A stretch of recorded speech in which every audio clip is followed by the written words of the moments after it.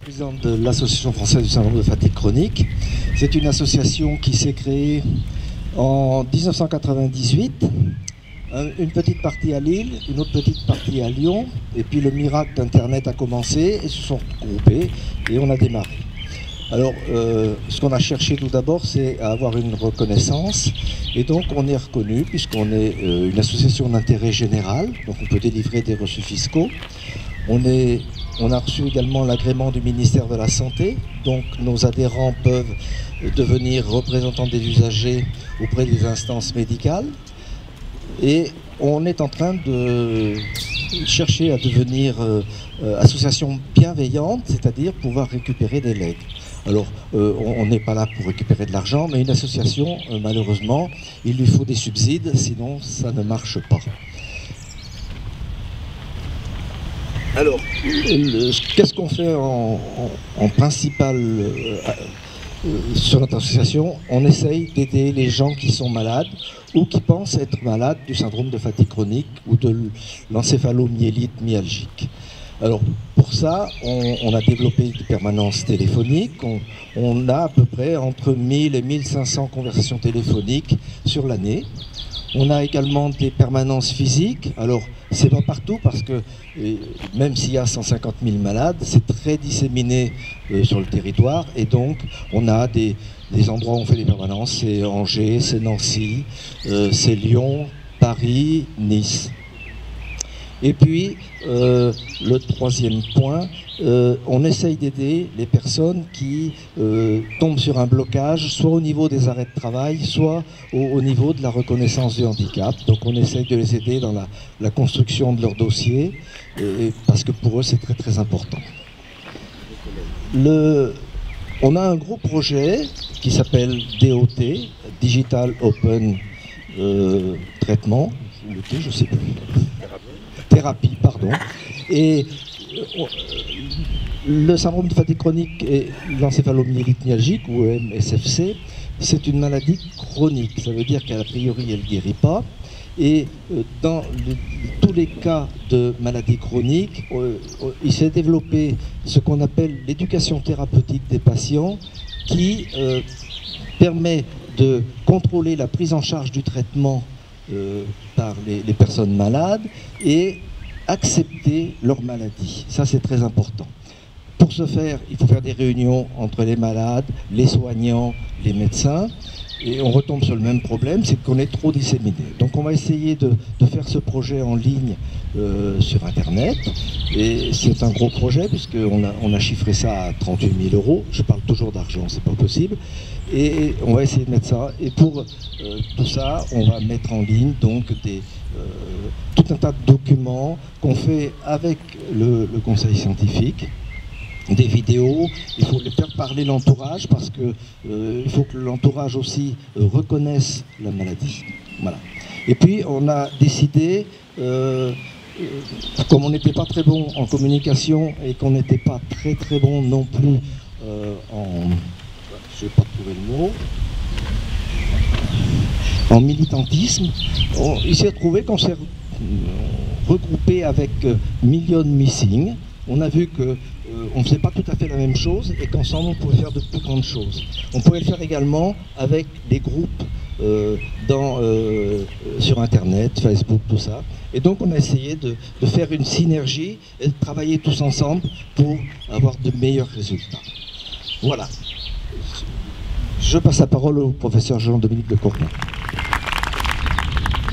Bonjour à toutes et à tous. Je suis très très heureux d'être en Bretagne et de voir qu'en Bretagne on se mobilise pour le syndrome de fatigue chronique encéphalomyélite myalgique.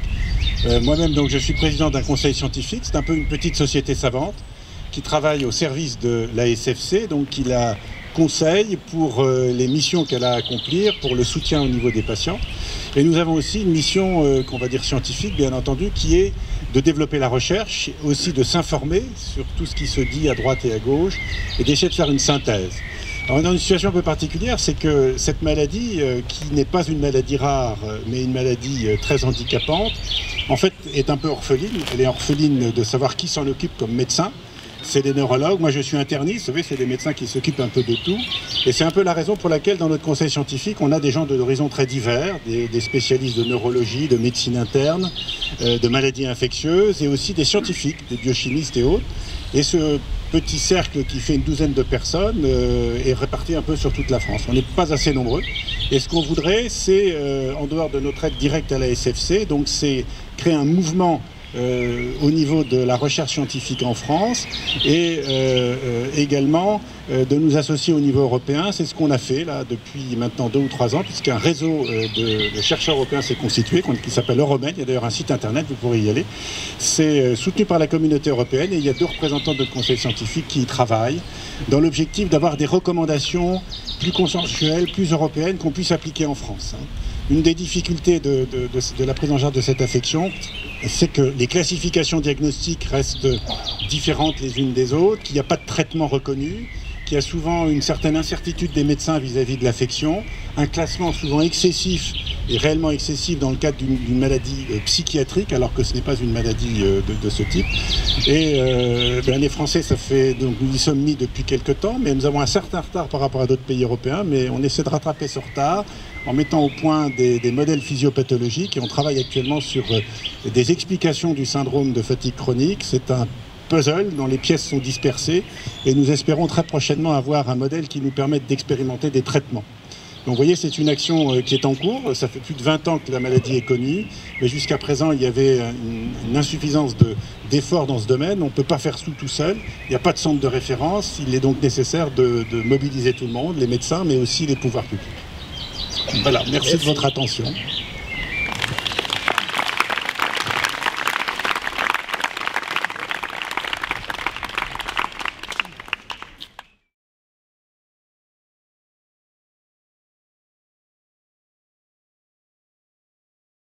J'en profite avant que Lovo nous fasse savourer sa musique une deuxième fois pour vous rappeler que si vous le souhaitez, vous avez vu, on a des super beaux t-shirts. On les a fait avec un partenaire local qui s'appelle T-Shop, qui est sur Châteaubourg, et ils sont en vente là-bas sous les stands. L'argent sera au bénéfice de l'association Millions Missing, et vous verrez aussi une super belle boîte à dons qui a été faite par l'outil en main de Châteaubourg. Les dons qui seront déposés dedans serviront pour la communication, l'aide à la recherche pour la SFC et pour Millions Missing. Mériadec, je te laisse avec. Vous demandez aux voisins, connaissez? Aux amis, la grippe? Bah non, on connaît pas. Ça n'existe pas, ton truc, c'est quoi? Vous vous sentez très seul. Tout d'un coup, vous avez quelque chose avec un nom, mais personne ne sait ce que c'est. Et puis vous n'avez plus de travail, donc vous n'avez plus de revenus, vous n'avez plus d'aide, le médecin dit « je ne sais pas traiter ». C'est quoi votre truc? On ne sait pas. C'est peut-être entre vos oreilles, mais la grippe, elle n'existe pas. Vous êtes surpris de m'entendre parler de la grippe. Effectivement, je ne parle pas de la grippe. Mais imaginez-vous, il y a une autre maladie, tout d'un coup on sort un nom, on ne connaît pas. On parle bien de l'EM-SFC. C'est encéphalomyélite myalgique, syndrome de fatigue chronique, un nom mal choisi, mais pour l'instant c'est le seul nom qu'on a. Donc oui, ce n'est pas la grippe, mais c'est une maladie que vous essayez de présenter, que personne ne connaît, personne n'en sait en parler. Soit on vous croit, soit vous en croit pas. Donc la première fois que moi j'ai entendu parler de l'EM-SFC, syndrome de fatigue chronique, m'a dit les spécialistes, moi je ne connaissais pas. Je connaissais juste les conséquences. Je sentais que j'étais malade, que j'étais épuisé, que je ne pouvais plus faire ce que je voulais, je ne pouvais plus faire de musique, je ne pouvais plus aller travailler. Donc, ok, je ne connaissais pas. Est-ce que ça existe? Bah, j'en sens les conséquences, donc quelque chose existe. Donc, vous en parlez au médecin, qui disait, bah oui, je ne connais pas non plus, mais je vous vois malade, je vous crois malade, je vous vois malade, je vois que vous ne pouvez pas faire. Donc, ça doit exister. Idem, les amis, bah oui, tu es malade, mais on ne sait pas. Si on en parle dans la rue, les gens ne connaissent pas le nom. Donc, inconnu au bataillon.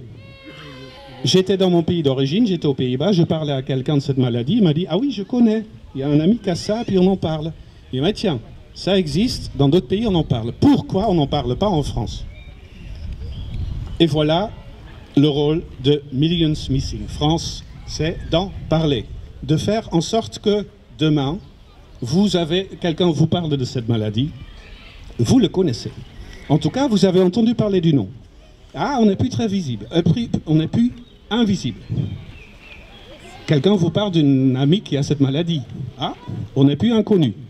Donc on passe d'un stade où une maladie inconnue, invisible, méconnue, oui, vers quelque chose qui est un petit peu plus connu, un peu plus visible. Les malades sont là parmi vous. Millions Missing est là aujourd'hui, on est né il n'y a pas très longtemps. Surtout, on tient à rester aux côtés de la SFC, cette autre association qui fait du très très bon travail depuis 20 ans, qui travaille avec les malades, qui travaille avec les médecins, qui font de manière à ce qu'au moins les malades soient au courant.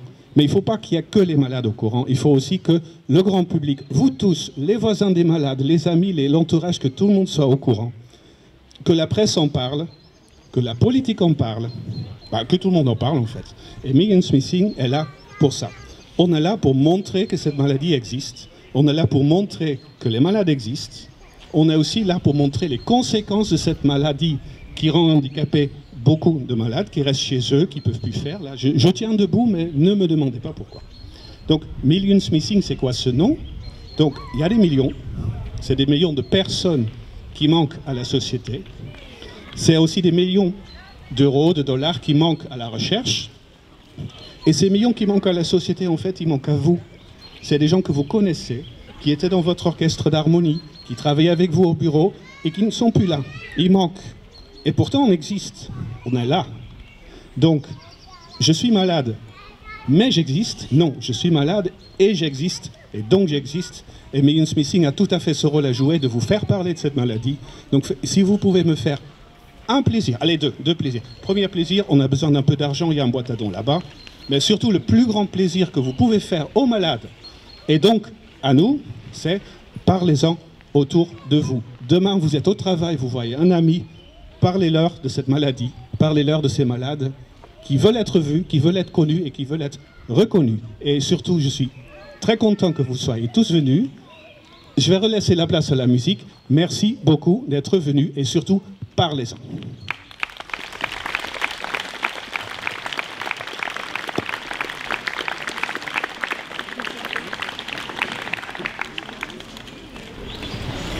Merci Anne, merci Millions Missing pour m'avoir invité aujourd'hui à participer à la journée de mobilisation pour l'EM.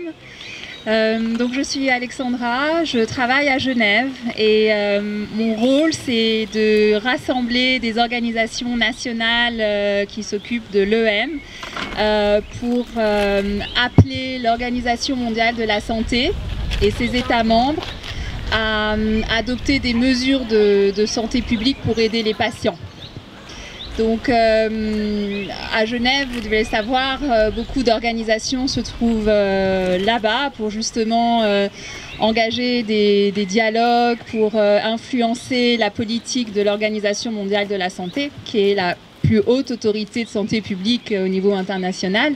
Son rôle est donc de guider les États membres sur des problèmes de santé publique. Aujourd'hui, l'EM n'est pas à l'agenda de l'Organisation mondiale de la santé et nous croyons qu'en engageant un dialogue avec l'Organisation mondiale de la santé, on arrivera à faire en sorte que cette maladie soit discutée à ce niveau international. Et si on a cette discussion et donc on a l'organisation qui décide de faire quelque chose de beaucoup plus conséquent que ce qui se passe maintenant, donc au niveau de la recherche, au niveau de la reconnaissance de la maladie, au niveau de la prise en charge et au niveau de l'éducation du corps professionnel, ça aura un impact au niveau national. C'est-à-dire qu'après, les pays pourront adopter des mesures qui auront un impact direct sur les patients. Donc c'est un projet qui est nouveau. On a commencé en janvier à travailler dessus et mon expérience, quand on m'a approché, je ne connaissais absolument rien de cette maladie, je n'arrivais même pas à retenir le nom. Je viens du milieu de santé publique, mais sur le sida, sur la tuberculose, malaria, donc des sujets qui sont beaucoup plus, on va dire, à la mode, malheureusement. Et j'ai commencé donc à chercher, je n'ai pas la maladie moi-même, je ne connaissais personne avec cette maladie, donc j'ai commencé à chercher qu'est-ce que c'est, etc. Et quand je me suis rendu compte de l'impact de la maladie, donc quand j'ai eu la chance de parler avec des patients quand j'ai aussi vu le film de Jen Brea et que je me suis rendu compte qu'absolument rien n'est fait, j'ai voulu être impliquée dans cette bataille. Et je pense que je suis toute nouvelle dans ce milieu-là, mais j'ai la chance depuis quelques mois de rencontrer des gens assez incroyables, des patients qui ont, malgré leur maladie, une énergie qui donne des ailes, et j'espère qu'on sera entendu, que ce soit au niveau international, au niveau de l'OMS, donc au niveau national, comme ici, régional, au niveau de l'Europe aussi. Je pense qu'il y a beaucoup de choses qui sont en train de se faire et il faut qu'on en parle plus. Mais je vois beaucoup de mobilisation et beaucoup d'espoir, vraiment. Merci Alexandra. On va se retrouver tout à l'heure pour la table ronde. D'ailleurs, au sujet de la table ronde, ça va se passer en deux parties. La première partie, donc on posera des questions aux intervenants. La deuxième partie, on vous donne l'opportunité de poser des questions aux intervenants. Donc vous pourrez les poser en direct, ces questions. Sinon, à côté des stands là-bas, il y a l'arbre à questions, des post-it, des stylos. Si vous avez des questions que vous voulez poser aux intervenants qui seront le professeur de Corvin, Alexandra, l'association Millions Missing avec Chantal Somme, Robert Schenk, et puis il y aura également Christine Clorec, la députée, qui seront là. N'hésitez pas à aller poser vos questions sur l'arbre à questions qui est juste là-bas en face.